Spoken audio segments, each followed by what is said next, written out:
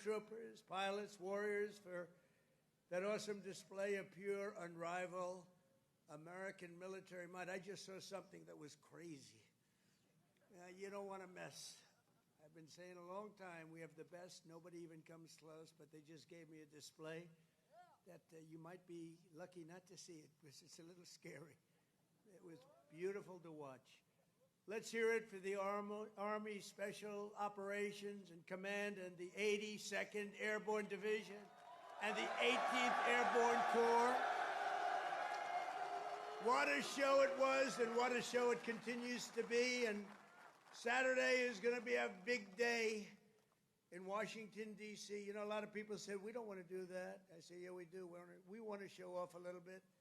You know, recently, other countries celebrated the victory of World War I. France was celebrating, really. They were all celebrating. The only one that doesn't celebrate is the USA, and we're the ones that won the war. Without us, you'd all be speaking German right now. Maybe a little Japanese thrown in. But we won the war. And we don't celebrate, but we're going to celebrate on Saturday, and we're going to celebrate from now on. We're going to celebrate our greatness and our achievements. This week we honor 250 years of valor and glory and triumph by the greatest fighting force ever to walk the face of the earth, the United States Army. For 2.5 centuries, our soldiers have marched into the raging fires of battle and obliterated America's enemies. There's never been anything like it. There's never been a force like this. And I rebuilt it. I gave you so much money for 4 years. It was crazy. And we just approved our largest budget for military operations, over $1 trillion. We've never even come close. But our army has smashed foreign empires, humbled kings, toppled tyrants, and hunted terrorist savages through the very gates of hell.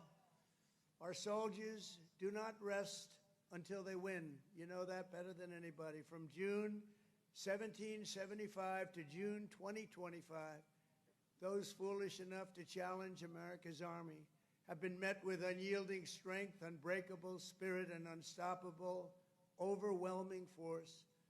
Time and again, our enemies have learned that if you dare to threaten the American people, American soldier will chase you down, crush you, and cast you into oblivion. That's what happens, unfortunately.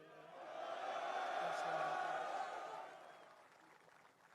Doesn't sound very nice, but it's true, isn't it?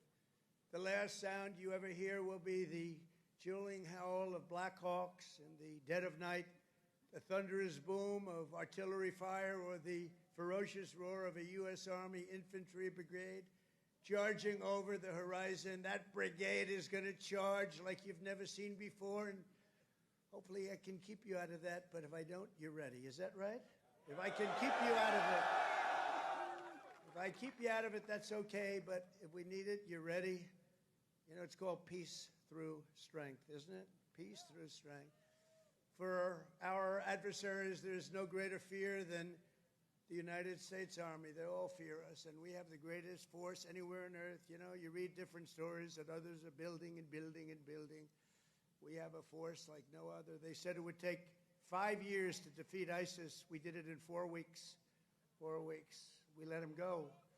Unlike other of your leaders, I let them go, and we had General Raisin Kane, who's now the head of the Joint Chiefs of Staff, because I liked him. He was a warrior. He was a great warrior, and now he's been rewarded for his incredible work. But they said it would take 5 years, and we did it in 4 weeks.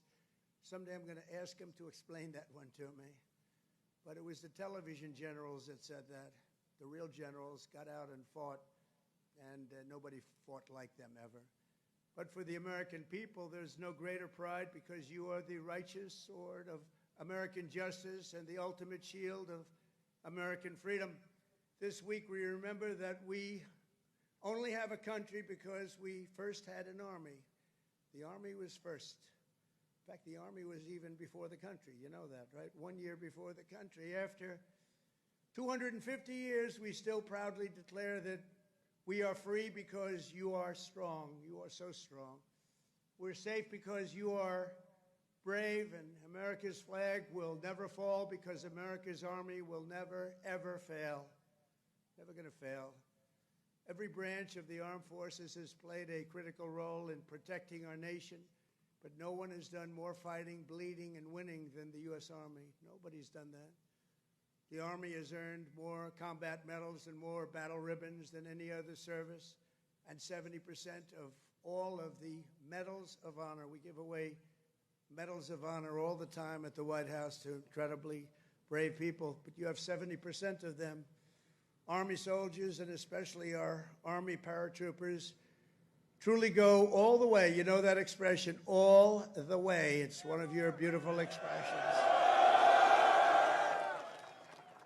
As President of the United States, let me express my undying gratitude to our nation for every soldier here today, for every veteran and their families, those incredible families that are with us and all across America, and for every patriot who has worn the uniform over 250 years. Can you imagine that? We thank you from the absolute bottom of our hearts. Few places loom larger in Army lore than where we are gathered today. The one and only Fort Bragg, the one and only Fort Bragg.